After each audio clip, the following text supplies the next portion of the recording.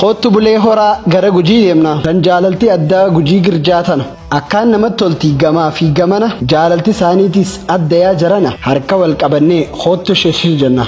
Miidhayduu magaalaa dachiin magariisa deddeemeetiin laale bulee horaa keessa ummanni qulqullu hin beekan jibbansa sitti tola jiruuf ajabta qilleensa jaalalti isaan malee khabira qisaasa. Magaalaa bareedduu jireenyaaf mijattu ta ummanni isii qalbii nama hatu dhabaa fi dhaqqaban hin beekan sassatu gadaan bula jarri daba waan hojjetu jannata lafarraa Gujiin filatamtu.